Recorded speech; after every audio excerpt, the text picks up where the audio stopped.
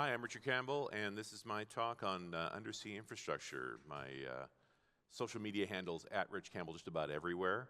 I'm a podcaster. I make a lot of different podcasts. Any .NET Rocks listeners in the room? Oh yeah, a few hands. That's awesome. So my friend Carl Franklin started .NET Rocks back in 2002, which predates the word podcast by a couple of years. And I came on board as a co-host in 2005, and we're at 1,972 episodes. 73 will publish on Thursday. So every week, no matter what, some luminary from somewhere in the industry. I also make a show for IT professionals called Run As Radio, which I started back in 2007, which is around the time Vista shipped. That seemed like a good idea. And for a brief interval, we made a show called The Tablet Show, and we weren't quite sure if .NET still rocked. And it turned out it did still rock, so we rolled it into the main show. And on .NET Rocks, for a while there, every month, but now once or twice a year, I made these episodes called Geek Out episodes. So whatever geeky subject my audience wanted to hear about, I'm interested in everything. It was an opportunity to put an hour together. So a lot of space topics, alternative energy. I did one on whiskey, on antibiotics. And many of those podcasts turned into conference talks later. This one's a notable exception. I have not done a geek out on the undersea cable systems. So this is a first that I'm actually doing the talk before the podcast. Throwing cables under the ocean starts around the time of the beginning of electricity. So the early 1800s, as we figure out electricity, we also figure out we can send signals through it via the telegraph. The first cables are run under the English Channel between the UK and France. But by about 1860, we're starting to throw them across the Atlantic Ocean. It doesn't go particularly well. These cable, the first cable they actually put down in 1858, it took 3 years to lay it. And when they finally got it running, it performed poorly, enough that they did the only logical thing that a technical person would do when it's not working right, which is to turn it up until they, after 3 weeks, they burned the cable up. Well done. In 65, they tried again, broke the cable midway, and had to try and retrieve it, and that failed too. It's not till 1866 they actually build a reliable cable. And we forget, I mean, we just take for granted that we have these devices that will communicate with anyone, anywhere in the world pretty much instantly. But the headline, once that telegraph cable was operating in the late 1860s, was from 2 weeks to 2 minutes. Because it used to be, if I was going to send you a letter from North America to Europe, it would take about 2 weeks to get there. And then you would hopefully respond, get it on another ship, and it would take 2 weeks to get back. And now, you could pay for a telegraph. The price wasn't all that cheap. They would come out to, in equivalent dollars today, maybe $100 to send a short message. But it worked. And this particular diagram behind me is Eastern Telegraph's network map as of 1901. So the ability to communicate faster, within just a few decades, we were laying cables all around the world. By fast forward a few years to the 1950s, at post-World War II, we now have telephones starting to propagate around the world as well. And the first telephone line, called TAT, for transatlantic telephone cable, number one, laid between the US and Canada, or US-Canada over to the UK. They laid down 2 cables, and they were able to handle about 35 phone calls at a time out of that cable. And so again, about $100 a call per 3 minutes. So talk fast. And these cables weren't terribly complicated. They were primarily a set of copper cores, multiple ones for each call. There's a protective layer and then an outer sheathing of additional copper. That outer sheathing is actually to send electricity to boost the signals. That they'd have to put repeaters into that line. And then there's an armor casing and some waterproofing and things on top of that. These repeaters ended up being the tricky bit, that you had to power these things that would re-amplify the signals, and they'd put these anywhere between in the case of TAT1, was roughly every 70 kilometers across a 6,000 kilometer stretch. So lots of amplifiers laid one right after the other, and your real limit is the amount of electricity. We've kept making cables like this and continued to improve them.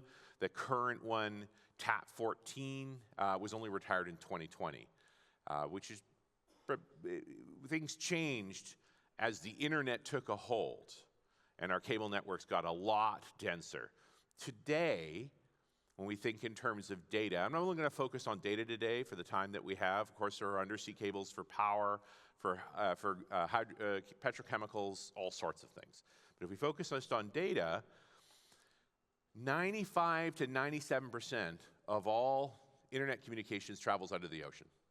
I mean, you want to think that this satellite network that certain Southern Africans have been busy building actually carries a lot of traffic, and it's like 1% on 7,000 satellites. Now, and then part of that is just a limitation of bandwidth. When you transmit things across the area, you can only send so many, and really it's a last mile technology. We're packing terabits into these cables, and satellites just can't keep up. It's not even close. So, you know, they've got right now in the current generation of Starlink, which is about 7,000 satellites, each satellite, each V2 Mini holds about 60 gigabits of potential communication speed. So the total combined capacity is about 400 terabits per second. That's the equivalent of one cable. Just get the scale here, right? The current generation cables are 480 to 960 terabits. One cable. Now, admittedly, multiple strands of fiber and so forth in it, but just like, yeah, we've come a long way. But satellites aren't going to replace anything. Doesn't matter how many we have up there. These fiber optic cables, starting in the 80s, is what transformed our ability to communicate. That we created strands of glass, layered up very precisely, to be able to move data through them. So that inner fiber core, that little piece of glass in there, depending on the model, is going to be anywhere between 10 and 60 micrometers across. This entire thing is barely a millimeter and a half, 2 millimeters wide, right? Just a series of layers, reflective coatings, protective layers, and reinforcing. Because in the end, it's just glass. There's really two tactics for how you put data through fiber optic cable. It's all lasers in the end. The question is, are you using a single frequency or are you using multiple frequencies? If it's single frequency, it's going to be very narrow. It's going to be tuned to a particular frequency of laser light. Most cables today for the undersea jobs are multimodal because it crams more data down the fiber, right? We take advantage of that visible spectrum of light.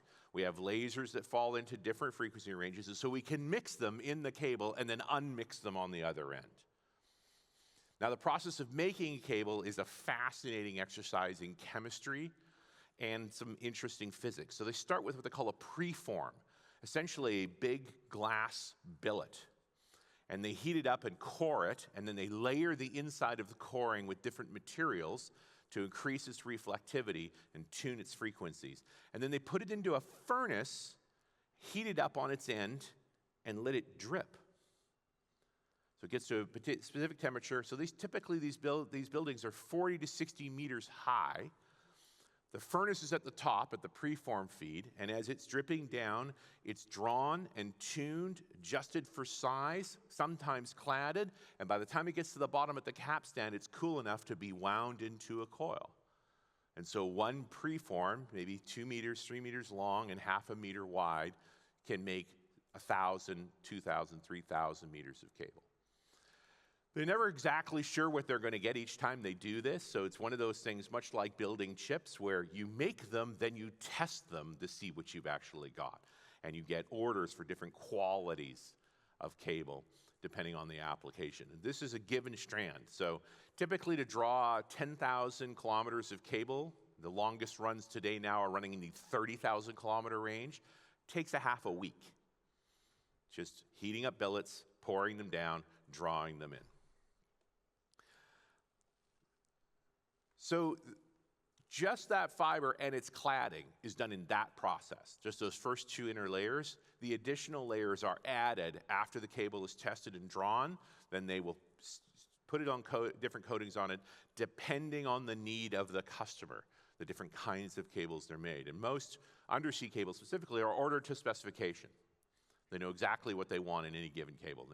But there's other kinds of fiber cable. There's stuff that's only going to live inside of an office. There's things that are just going to run underground. All these cables have slightly different rules on how they're coated and packaged and so forth.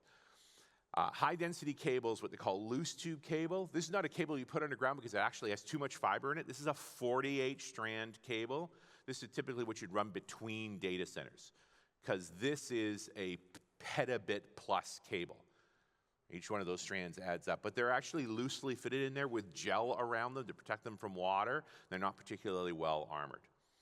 Typical cables that run underwater today have 4, 8, 16, and there's just starting to see 32 fibers inside of them. But mostly it's about armoring. You have to protect this cable. So over on the right side here, the lightweight stuff, that's maybe the size of a garden hose. And it has the bundle of fiber in the center of it, plus it has those copper layers on top of that. That's how the electricity is going to move, because they're still going to need repeaters.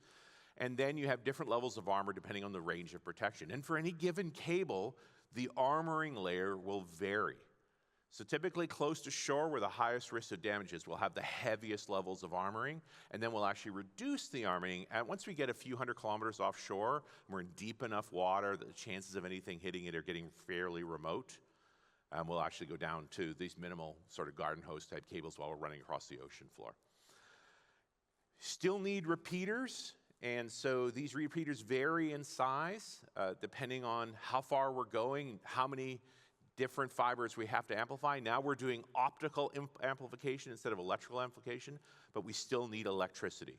And so our limiting feature in how many fibers we can put in these cables is the size of the amplifier, how many repeaters we need, and how much electricity we need. You can only shove so much electricity down those copper layers inside of the wire. That's kind of your limiting aspect to this whole thing. And that's why we limit the number of fibers we get.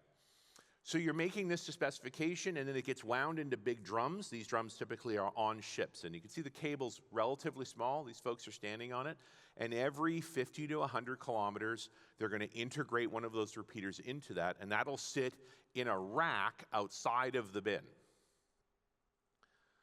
So these get stacked up, they're wired in already, and then as the cable is removed from the ship and put down into the water, each of the repeaters is picked up and pulled along with it as well. Now, again, I'm going to mostly focus on data. There are other kinds of cables.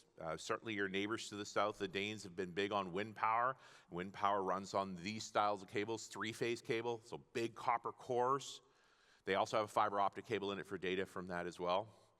But these really came into style in the early 90s as the Danish, with their shallow water, were able to start putting offshore wind turbines, and they need to bring the electricity to shore. So let's talk about one cable in particular, just as an example of a modern cable. This is a cable actually laid by Google. It's called the Dunant cable, after the mathematician. They've laid a lot of cables now, and they always name them after mathematicians. So this was 12 fibers, 250 terabytes of capacity. That would be more capacity in that cable than all the cables laid in the 90s combined. Technology keeps improving. It starts in Virginia Beach, it ends in Saint-Hilaire in France. So first step here was to negotiate those two locations, figure out how they're going to tie to the internet, get permission to be able to build on the beach, and go further ashore. 6,600 kilometers long, cost about $200 million to do this job. They have to order the cable to specification, so once they know where their landing sites is, they will then actually take maps of the ocean floor and figure out the optimal route. They're crossing the Atlantic, and in the middle of the Atlantic is an expanding volcanic ridge. And one of the hazards is landslides and earthquakes. So you're going to leave a certain amount of slack to tolerate this. Typical lifespan of cables, 20 plus years. So you're anticipating the amount of expansion that's going to happen during that time. And they'll actually pick tracks they know are relatively stable. The maps across the Atlantic are quite detailed now. They keep sending drones down to improve those resolutions to increase the likelihood of survival of the cable. Once the cable is made and you have a route, you hire a ship. There's about 70 ships on this planet that work on this problem space of laying and maintaining cables. So you have to get in the line for this to get it done. So this is the CS Reliant, which is owned by a company called Subcom, and that's all Subcom does is lay down fiber.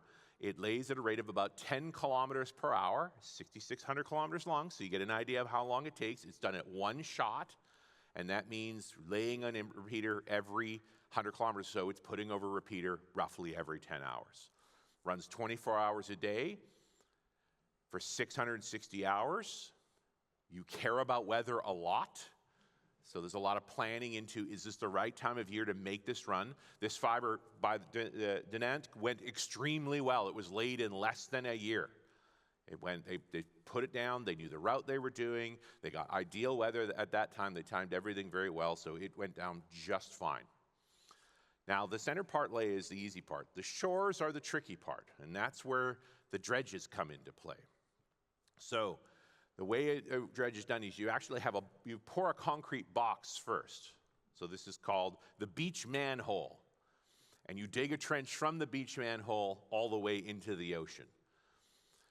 You then haul the cable ashore and winch it into the beach manhole and anchor it there, and the dredge comes up with it, and then the dredge goes out with the ship the other way, burying the cable as it goes. Original dredges would maybe bear this about 1 meter or so. Modern dredges now are going as deep as 4 meters, and we'll talk about why a little later. But the point is to put the armored part of the cable under the surface as far as you can go. Material matters here. You're hoping for sand or mud. Rock is a problem. And then you continue under the ocean as far as you can drag it until you finally get deep enough that it's too deep to handle the dredge anymore. And then largely it just sits on the surface after that. But that would typically be a couple hundred kilometers off of shore. You want to be off the continental shelf before you pull the dredge out. These manhole boxes are not very exciting. If you get a chance to look inside of them, you're going to see a coil of wire. This is the termination point for what they call the wet side, connecting to the dry side. So there's just a bundle of fiber coming in, and then another bundle of fiber coming out that then is going to go up to the dry side, some kind of transition station they call a cable landing site. This is where you'll see more interesting equipment. This is where they break the fiber out. And the digital part of handling this is that small case in the middle. All of the stuff around the outside is power related. So inside of a landing site, we have a bunch of electrical distribution, we have a bunch of monitoring equipment, and we're now converting to typical internet protocols and plugged into the broader internet from here. So the way that we multiplex on fiber is specific to that business because we're running over 6,000 kilometer cables, so we have a different class of problem. So we use particular techniques for doing that. We don't need that for the rest of the internet. But for these particular parts, this is the keys to how we get through all of this. So let's get to the fun stuff, when things go wrong. So what happens to these cables? Well, there's about 1,700 of them laid in the world right now, and we get about 100 to 200 cable faults a year. Now, some cable faults are minor, and some are more significant than that. Typical candidates are natural, earthquakes, underwater landslides, and then humans. Trawlers, so bottom dragging fishing boats, largely a technology we're going away from, can cause problems, and then anchors. And again, these cables are all marked on charts so that ships are supposed to stay away from them. It doesn't always work out that way. We'll dig further into this. Should you have a problem with your $200 million cable before its expiration date of 25 years or so, there's a service you can call. Just like the automobile service, but again, they have dedicated ships for this purpose. They come in 2 basic classes. This is a deep water splicing ship. So this is one that will fix damage for a cable deep under the ocean that's been hit by a landslide or something unusual. So you need a full-size ship. These ships have positioning stabilization systems, so they can literally go to a point and stay over that point if they need to. The cables themselves, you can send signals through, so you can tell where a break is or where you're having an attenuation problem, some kind of damage. And so you have a pretty good guess roughly where it is. The ship will get out around that area. Then you'll start sending electrical signals, and they'll drag a drone down close to the bottom, try to pick up the signal to figure out roughly where that is. And then they'll put an ROV down on that spot to start working towards a repair. The more likely scenario is that you have damage close to shore. And in that case, you'll use a barge, because those ships are really expensive. These barges are not so pricey. And so the barge doesn't travel as fast or maneuver as far, but it has roughly the same kind of equipment on it. You're working relatively close to shore for all of this. And same thing, you're going to send some signals, you're going to figure out where to put the barge, it's going to run a positioning system to stay exactly in place, and then you're going to use your derrick and put that ROV over the side. I should point out, there's a few different ways to fix a cable, but let's run this one down because it's got robots, which is my favorite. This ROV is bigger than you think. This is an SUV-sized machine. And it's going to get down over that cable and it's going to straddle it. Now, if the cable was pulled out of the ground, they might need to actually go in and pull more of it out of the ground as well. But ultimately, what it's going to do is put a carrier bar down. So it's going to get a long piece of steel put down beside it, and it's going to connect the cable up on either side of it so that it can be winched up without damaging the cable further. So once that's done, the ROV gets out of the way. There's typically not repairs done on any water anymore at all. It's just not feasible anymore.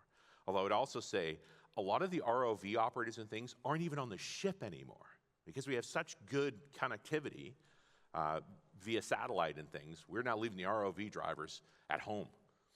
And they're working from home on a ship. So once that harness is on, they're going to lift the cable up like this. This is already a spliced cable, but you can see that bar. That's what the ROV did. That ROV got down, they found the area of the damaged part of the cable, they cleared off far enough either side of it, put a bar down large enough to anchor to it in multiple spots, and then the crane was able to go down, the ROV hooks the crane, they winched the entire thing up out of the water. And that gray box off to the side of the ship there, that's the splicing room. So this whole cable will get lifted and dropped into the splicing room, and then a set of technicians will get to work repairing the cable. So they're going to cut away all the damaged parts. They're going to have a piece of the same type of cable. Typically, you'll make a certain amount of spare when you build this cable in the first place.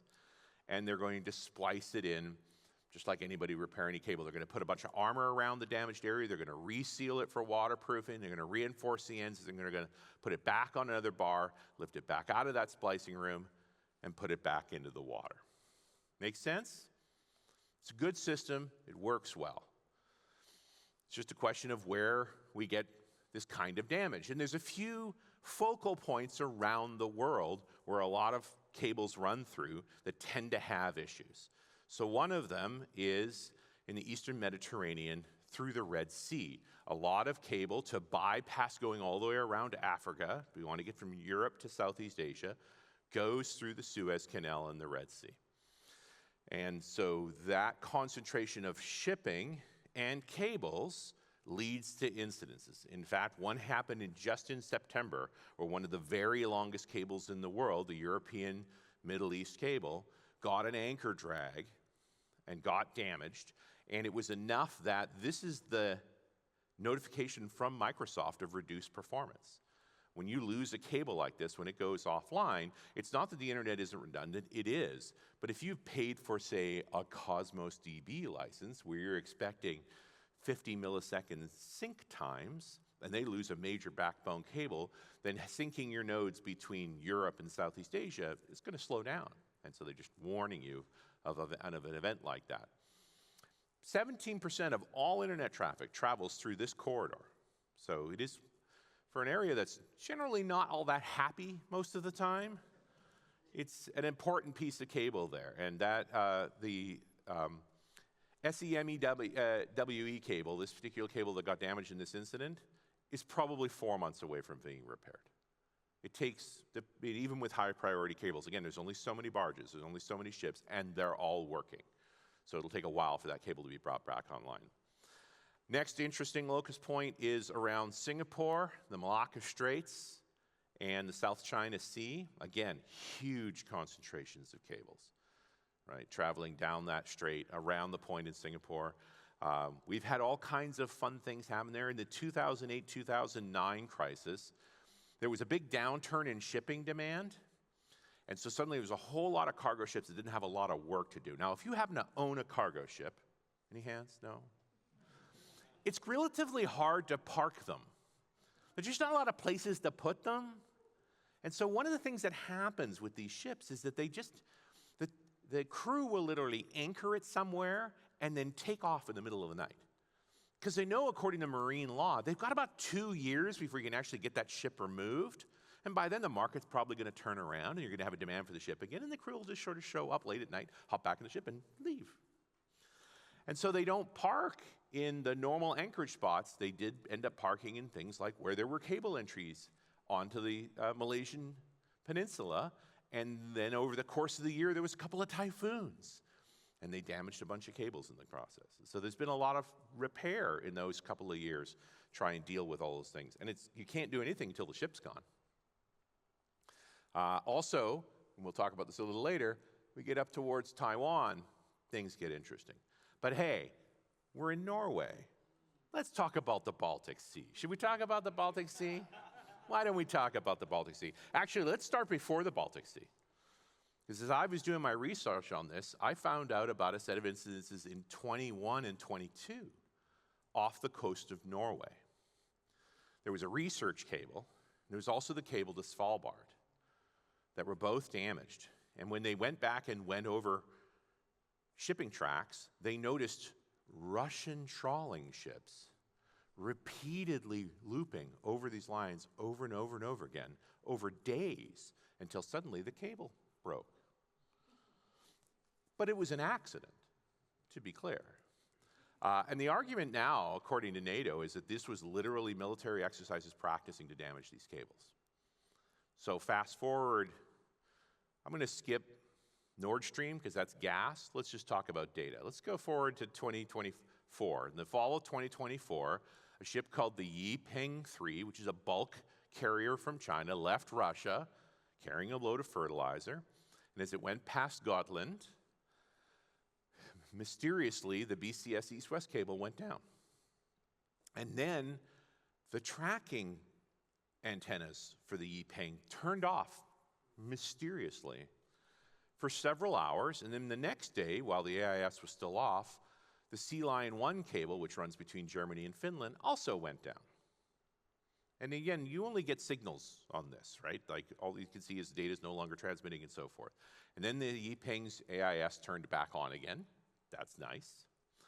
It was a Danish public broadcaster that paid for a drone to be flown to the Yiping and took a picture and saw that it had a badly damaged anchor.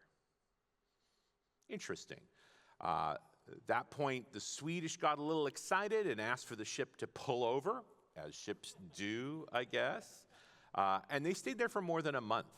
It was an incident negotiating with the Chinese and so forth that resulted in an investigation where they went aboard the ship, had a bunch of conversations for a few hours, and the next couple of days later, the ship went on its business. Those cables took several months to repair, but they got repaired. But the excitement wasn't done. Christmas Day, the Eagle S, a Russian oil tanker carrying about 35,000 tons of unleaded gasoline, mysteriously drag anchor across the Eastlink 2 cable, which is a power cable between Estonia and Finland, and then also damaged some Finnish data cables called Eliza. The Finns, I don't know if you noticed, the Finns are kind of serious people. So the Finns' offshore patrol boat immediately intercepted the ship within an hour of the incident, boarded it with a special intervention force, encouraged the crew to bring the ship into Finnish waters, and impounded the ship. They then sent down a submarine and found the missing anchor, still tangled in the cables, with a long drag line dragging kilometers behind it. They then utilized a law, a UN maritime law that has never been utilized before, to seize the products aboard that ship and sell them on the open market to pay for the damage.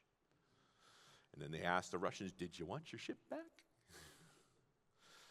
Those cables weren't repaired. The data cables were back up by January 25, so it only took about a month to repair them. It took 6 months to replace the power cable. The Swedes took a cue from the Finns, because the next time it happened, which was 3 weeks later, when the Vensen dragged an anchor and broke the Latvian-Swedish cable, they also seized the ship, found proof that the damage had occurred, seized the cargo and sold it, and paid for the damages. Oddly enough, after that, no more anchor drags. It's the strangest thing. There's just a few accidents, and then the accidents went away. And since then, NATO has committed to a thing called Baltic Sentry. And Baltic Sentry is an active patrol of all of the Baltic Sea where every single moving ship is photographed. And its anchors are checked. And it's checked multiple times while journeying across the Baltic Sea. And you may have noticed that other things have started happening, like mysterious drones showing up over the Copenhagen airport. And now the French have taken a cue from the Finns. And when an odd Russian ship seemed to be facilitating drones going towards a military base, they boarded that ship and brought it into our French waters and proceeded to be assertive about things. So perhaps we'll see fewer drones after this. I mean, we're also contending with some problems with laws around flying vehicles. You know, for the most part, the laws around aircraft are still the same ones from the beginning of flying in the early 1900s, where basically if you see an aircraft, just leave it alone. It may be lost, it may be distressed. There was really no good laws for drones. We're pretty much against trying to shoot anything down. Maybe those rules are going to change. So what's the next fun spot we could think about? Well, let's talk about on the other side of the world. So there's a lot of cables that run through the Luzon Strait. That's that southern part south of Taiwan down to the Philippines, relatively deep water there. And there's even a few that run between Taiwan and China in the Taiwanese Strait, which is a very narrow, 150-kilometer piece of water, relatively shallow, and weirdly busy these days. And just recently, earlier this year, Matsu Island, which is just between Taiwan and China, has a set of cables running around it, had a dragging incident. It's very odd. And so there's some enthusiasm now to watch all that. I can't imagine what's on the bottom of the Taiwanese Strait right now in terms of sensors and submarines and action. Now, these cable cuts are serious, but they're not dramatic per se. You know, the internet is redundant. For the most part, we keep functioning. But we've had examples where places do truly get cut off. So we kind of know what the potential is if this turned into a serious practice. Back in 22, on Tonga, there was a volcanic eruption. It was one of the most violent one since the Pinatubo eruption in 1991. This is the Hunga-Tonga Ha'apai volcano, which was a semi-submerged volcano that as it began to erupt, the ocean rushed in and it exploded with a shock wave so powerful it traveled around the world 3 times. And you may have seen it on the news. It kicked off a 20-meter high tsunami that hit Tonga.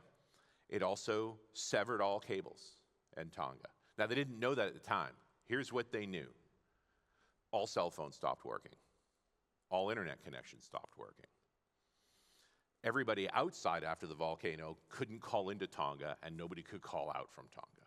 So abruptly, silence for days. Realizing all these things were broken, somebody remembered in the government of Tonga, oh, we own a sat phone. Took them a few days to find it. Then their subscription was expired, and they just had to get online to get it working again. But it took them 4 days to make the first call out of Tonga. Fortunately, there was very few fatalities, and that's fortunate because, you know, you've got 24 to 48 hours to rescue someone after a disaster like that, and nobody could call anybody. It was all word of mouth. Ships did eventually arrive to support, and after a month, when they finally started looking for the undersea cable, there was 100 kilometers of it missing, which is a bit tricky to patch. So they actually had to order up new cable to fill that gap in, which is going to take some time, and then get the services in to actually do that installation. In the meantime, no cell phones, so nobody cared about their phones anymore. No credit cards worked. Folks that had solar power, so they were good. Turns out a lot of those systems, if they don't get a software update after a month, they turn off. Surprise. Elon delivered a bunch of Starlink hubs to them after about 60 days or so. So they were on Starlink for a while. It took a year to get that cable fixed, and longer still to get all of the islands connected together. So we have a modern example of what happens. You know, They didn't understand why the cell phones went down. Well, it turned out that the MEAEI registration call, that just little burb of bytes that your cell phone connects to the node to negotiate, that was actually pinging back to Japan. And so after a few minutes, none of the phones could register anymore. They had no nodes on Tonga itself. I hope they fix that, because the phone should be able to call within their own network, but you have to have a registration point. So there's a whole series of disaster response considerations we have to have now, that given those connections, what could we stand on our own? Right? What stuff can work actually simultaneously? It's not data per se, but another piece of undersea network that is important these days, actually has been around, is a Cold War relic they call SOSUS. These are hydrophone arrays. Again, we're in Norway, so one of the most important ones is the one that runs from Greenland to Iceland to the UK, and it was for monitoring the transit of Soviet submarines. And anytime a submarine moved through there, the hydrophones would pick it up and send telemetry to NATO so that every one of those submarines could be traced. This is the network that detected the Titan submersible implosion a couple of years ago, although it took them a while to admit that they detected that because it's supposed to be secret. For the most part, like the only picture I have of the hydrophone, this is one of the assemblies accidentally washed up on shore in Iceland. But these, sensor arrays are literally strung all across the eastern western seaboard of the United States, across this gap between Greenland, Iceland, and the UK. And I bet you there's a whole bunch of them in the Taiwanese Strait right now. And they're used for scientific purposes, but they're also used to monitor motion of just about everything in the ocean. They're really good at tracking whales, so they're starting to use that for that as well. This is the lifeblood of our modern society, better or worse. So I think we're starting to see folks think about this more seriously as we keep digging down more, and we can see that there are aggressors that recognize the vulnerability of these systems. The drone environment has changed the dynamic on this, so the ability to patrol cables is now far more feasible with unmanned drones, constantly keeping an eye on them. One of the advantages when they moved over to fiber is it's very hard to spy on fiber. It's easy to spy on electromagnetic data. You can literally put a choke around it and read the electromagnetic fields from that. But fiber is a little more resistant. You can breach it, but if you do, people can tell. That being said, I have read a couple of interesting bits and chains that apparently some countries have figured out how to get into fiber data without it being easily detected. But our cable densities are going up, so we will see more cables laid, and most of these are being laid by the tech giants now, but they are putting them into the common pool. So after Google put that cable down, they also became part of the overall system where they share bandwidth with other services. Everything's paid for by the byte, but it means when Google's cable's down, they can use other people's. When other people's cable's down, you can use Google's, and vice versa. Climate change has meant that there's far less ice in the Arctic now. Maybe you're aware of this. They're now starting to ram more cables that way. There's a conversation going right now about a Europe to Japan cable going over the pole, just because it's easier to do and it's shorter than you think. There was a trans-Arctic cable supposed to be laid between Finland and Russia, but oddly enough, on hold at the moment. And the cable densities are only going to go up. 480 terabits is now the expected cable size, and there's lots of conversation about 960s. So yeah, we're going to start moving petabits per second over individual cables. So we're just going to have to lay more of them. And there's a big conversation now about whether it's actually smart to put them on maps because of the concerns around that. I hope this is useful for you. It's an exciting time. Needless to say, we are living in interesting times, but we've changed the ability for the way we've been able to communicate with everyone all the time and to know more about the rest of the world, as stressful it is on this backbone of our society. And I hope we can take good care of it. Thanks for your time.